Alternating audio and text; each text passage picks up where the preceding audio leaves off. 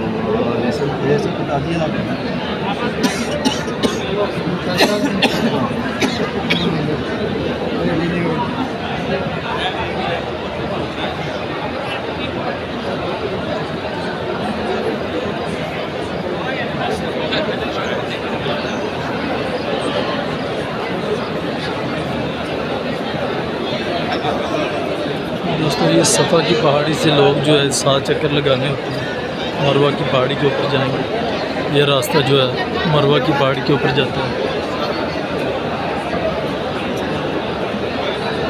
इधर आपको दिखाएंगे जो लोग मरवा से सफ़ा की तरफ आ रहे हैं।